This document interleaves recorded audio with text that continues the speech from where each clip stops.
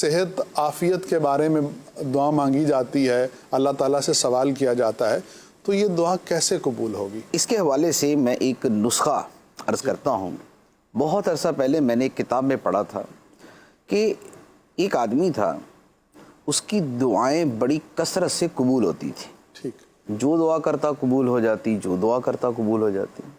تو اس سے کسی نے پوچھا کہ یار تم کو اتنے نیک آدمی بھی نہیں لگتے کہ تم کوئی ولی ہو، کوئی بڑی پہنچی ہوئی ہستی ہو، ایسا بھی نہیں ہے، لیکن پھر بھی تمہاری دعائیں اتنی کثرت سے قبول ہوتی ہیں، وجہ کیا ہے؟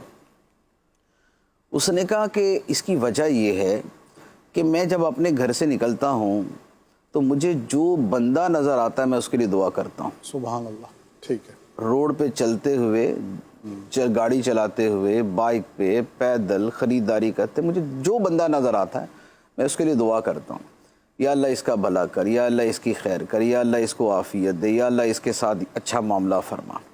تو میں چونکہ کثرت کے ساتھ دوسروں کے لیے دعا کرتا ہوں، اس لیے اللہ تعالیٰ میری دعائیں قبول فرماتا ہے۔ بہت خوب مفتی صاحب، ماشاء تو یہ ایک بڑا پیارا نسخہ ہے دعا کی قبولیت کا، کہ دعا کی کثرت کی جائے اور دوسروں کے لیے دعا کی کثرت کی جائے۔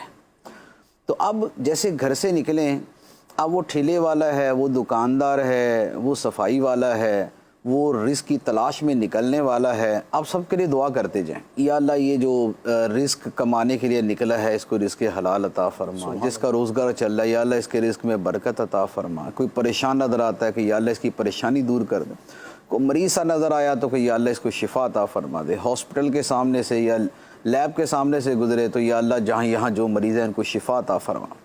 تو کثرت کے ساتھ جب دعا کرنا دوسروں کے لیے معمول بنا لیں تو اس کا نتیجہ یہ نکلتا ہے کہ بندے کی دعائیں قبول ہونا شروع ہو جاتی ہیں۔ اچھا، پھر اس کے بارے میں اس کے چند ایک اور فضائل ہیں اور اس کے اور فوائد ہیں، میں عرض کرتا ہوں۔ ایک حدیث مبارک ہے، مسلم شریف کی حدیث ہے، نبی پاک صلی اللہ تعالیٰ علیہ وسلم نے فرمایا کہ آدمی کی اپنے غیر موجود بھائی کے لیے دعا اللہ کی بارگاہ میں قبول ہوتی ہے۔ سبحان اللہ۔ کسی کے لیے دعا کریں جو وہاں موجود نہیں ہے تو یہ دعا اللہ کی بارگاہ میں قبول ہوتی۔ کیا مطلب ہوا کہ مثال کے طور پہ میں اپنے کمرے میں ہوں، آپ اپنے گھر میں ہیں، میں آپ کے لیے دعا کرتا ہوں، ٹھیک، تو یہ دعا آپ کے حق میں قبول ہوگی۔ سبحان اللہ۔ یہ دعا آپ کے حق میں قبول ہوگی کیونکہ میں نے آپ کی غیر موجودگی میں یہ دعا کی۔ اچھا، اب یہ تو آپ کے حق میں قبول ہوگی نا، تو میرا کیا بنا؟ جی، میں تو ویسے کا ویسے ہی رہ گیا۔ اب اس کے اوپر حدیث مبارک سنیے۔ نبی پاک صلی اللہ تعالیٰ علیہ وسلم نے فرمایا کہ جب کوئی بندہ اپنے بھائی کے لیے اس کی غیر موجودگی میں دعا کرتا ہے تو ایک فرشتہ اس دعا کرنے والے کے سر کے قریب کھڑا ہوتا ہے، سبحان اللہ، سبحان اللہ۔ وہ اس کی دعا پہ آمین کہتا ہے، اللہ، ٹھیک، وہ اس کی دعا پہ آمین کہتا ہے اور ساتھ میں یہ کہتا ہے کہ تیرے لیے بھی ایسی ہی خوشخبری ہو۔ سبحان اللہ، سبحان اللہ، کیا خوب۔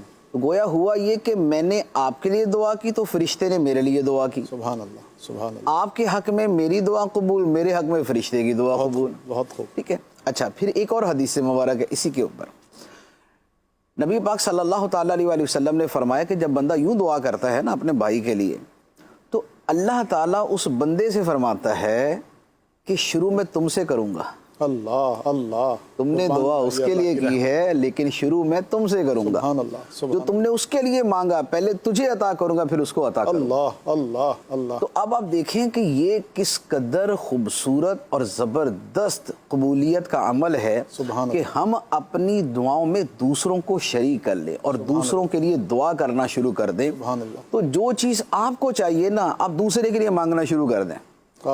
فرشتہ کہے گا یا اللہ اس کو پہلے دے، سبحان اللہ، اور اللہ تعالیٰ فرمائے گا کہ آپ بندے شروع تجھ سے کروں گا۔ سبحان اللہ۔ تو یہ ایک دعا کا بڑا خوبصورت طریقہ ہے، اس کو اختیار کرنا چاہیے۔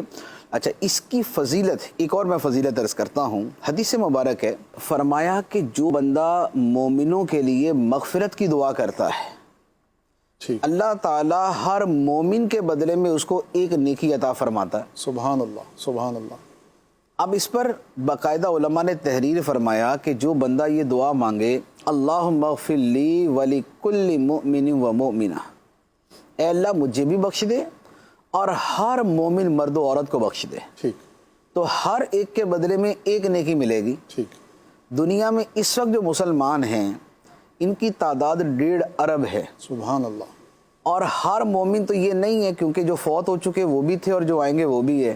کیا بات ہے. تو یہ ایک دعا کہ اے اللہ مجھے بخش دے اور ہر مومن مسلمان مرد عورت کو بخش دے، اس ایک دعا سے اللہ تعالیٰ ہر ایک کی تعداد کے برابر نیکیاں عطا فرمائے گا.